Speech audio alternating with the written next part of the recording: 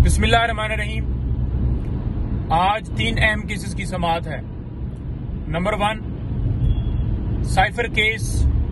जैसा कि आपको पता है कि बाहर से धमकी मिलती है और इमरान खान साहब की हुकूमत को हटा दिया जाता है, बजाय ये कि जो उस साजिश में शामिल थे उनके ऊपर कार्रवाई होती। खान साहब के ऊपर मुकदमा भी बनाया जाता है, जेल में भी डाला जाता है।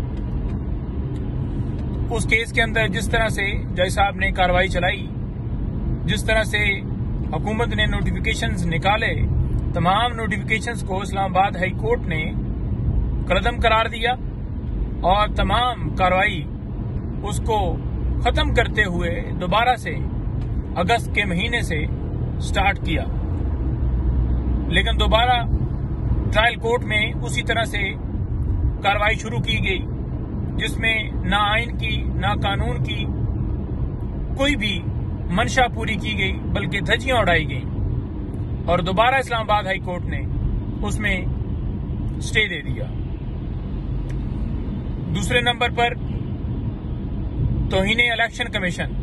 अब इलेक्शन कमीशन जो है वो अदालत नहीं है, वो एक कमीशन है। वो तौहीने अदालत की कार्रवाई कर ही नहीं सकता, वो तौहीने अदालत की कार्रवाई कर रहा है। तो वो भी जेल में खुद चल कर गया है, जैसे कि दूसरी अदालतें गई हैं, सिवाय हाई कोर्ट और सुप्रीम कोर्ट के। बाकी अदालतें खुद जा रही हैं जेल में। होता यह है कि एक्यूज को अदालत में पेश किया जाता है, लेकिन यहां पर क्योंकि नाम है इमरान अहमद खान न्याजी, तो लिहाजा खौफ इतना है उनकी तस्वीर से, खुद ही ये सारे वहां पर जा रहे हैं। तीसरे नंबर पर सुप्रीम कोर्ट में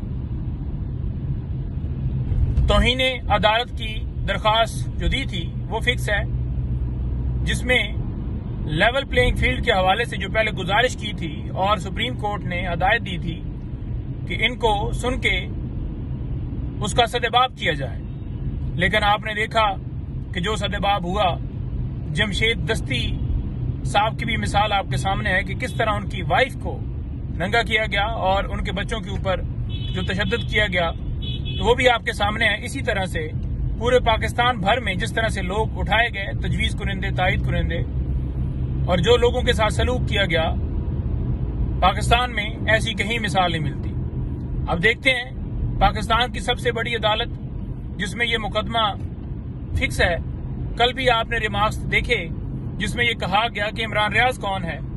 आज देखते हैं कि आज अदालत इसके अंदर किस हद तक अपने लोगों के बुनियादी हकूक की हिफाजत करती है और उन लोगों के खिलाफ कार्रवाई करती है जिन्होंने अदालत के हुक्म को माना नहीं, बल्कि अदालत के हुक्म को हवा में उड़ाया।